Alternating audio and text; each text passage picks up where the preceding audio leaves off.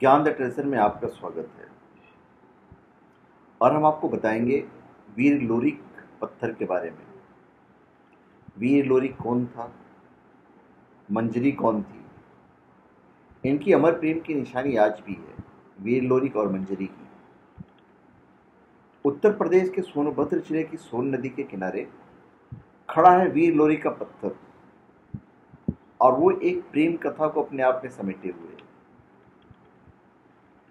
इस नदी के किनारे अगोरी नाम के एक राज्य था। उस राज्य के राजा का नाम था मुलागत। मुलागत वैसे तो बहुत अच्छे राजा थे, लेकिन उनके ही राज्य में रहने वाला एक नवयुवक था, यादव युवक था, और वो था मेहरा। वो उनको पसंद नहीं आता क्योंकि मेहरा बलशाली था, ताकतवर था। राजा की हुकूमत की उसे परवाह भी नहीं थी, और अपने इलाके में उसकी अपनी हुकूमत चलती थी। राजा हमेशा मेहरा को फंसाने की तरकीब खोजते रहते थे, और एक दिन उन्होंने मेहरा को जुआ खेलने की दावत दे दी। प्रस्ताव ये रखा गया कि जुए में जो जीतेगा वही इस राज्य पर राज करेगा। मेहरा ने राजा के प्रस्ताव को मान लिया। जुआ शुरू हुआ। राजा को उम्मीद थी कि वो जीत जाएंगे, लेकिन ऐसा होता नहीं है। एक एक करके राजा सब कुछ हारने लगते हैं, और एक वक्त वो भी आता है जब राजा सब कुछ हार जाते हैं। अब शर्त के हिसाब से राजा को अपना राजपाट छोड़ना है, और वो छोड़ देते हैं। राजपाट छोड़कर वो पश्चिम दिशा की ओर निकल पड़ते हैं। राजा की ऐसी दुर्दशा देखकर भगवान ब्रह्मा साधु के वेश में उनके पास आते हैं और कुछ सिक्के देकर कहते हैं कि जाओ, एक बार जुआ खेलो, तुम्हारा राजपाट वापस हो जाएगा। राजा ऐसे ही करते हैं। इस बार मेहरा हारने लगता है। वो 6 बार हारता है। अब उसके पास हारने के लिए कुछ भी नहीं बचा है।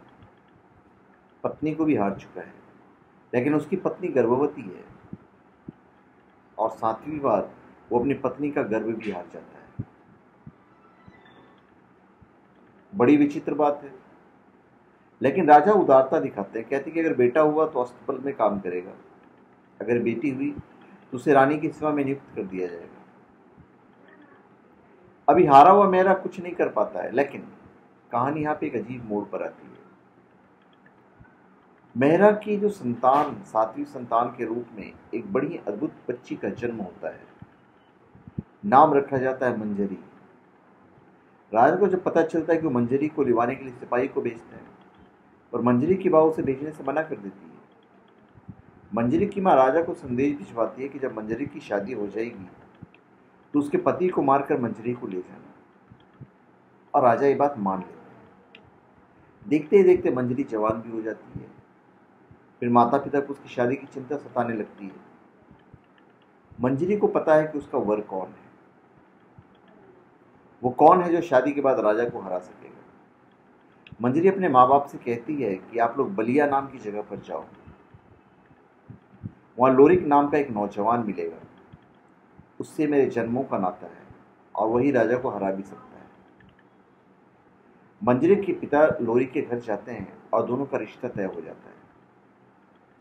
लोरिक 1.5 लाख बारातियों को लेकर मंजरी से शादी करने निकलता है। सोन नदी के किनारे इस किनारे आता है, लेकिन राजा अपने सैनिकों के साथ उसे लड़ने पहुंच जाते हैं। युद्ध में लोरिक हारने लगता है। मंजरी एक असाधारण लड़की है। वो लोरिक के पास जाती है, उसे कहती है कि अगोरी के इस किले के पास ही गुठारी नाम का एक गांव है, वहां भगवान शिव का एक मंदिर है। तुम जाओ और भगवान की उपासना करो, इस युद्ध में जीत तुम्हारी ही होगी। लोरिक जीतता है। दोनों की शादी होती है। मंजरी की विदाई हो जाती है, लेकिन गांव की दहलीज छोड़ने से पहले लोरिक से कहती कि यदि कुछ ऐसा किया जाए जिसे लोग हमेशा याद रखें। और लोरिक और मंजरी कभी इस हद तक प्यार करते, मतलब बेसिकली हम निशानी छोड़ना चाहते हैं।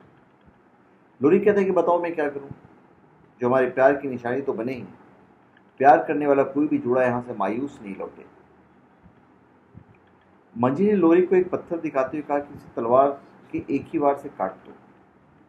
लोरिक ने ऐसा ही किया, पर एक नई समस्या आ गई। पत्थर के 2 टुकड़े तो हो गए, लेकिन उसका एक हिस्सा पहाड़ से नीचे गिर गया। मंजरी ने कहा कि पत्थर को ऐसे काटो कि उसके दोनों हिस्से एक ही जगह पर खड़े रहें। रोहिंग ने ऐसा ही किया और ये पत्थर ज़माने से आज तक यहीं खड़ा है। तो धन्यवाद। आप हमारे चैनल पे सब्सक्राइब करें और अपने कमेंट दीजिए। धन्यवाद।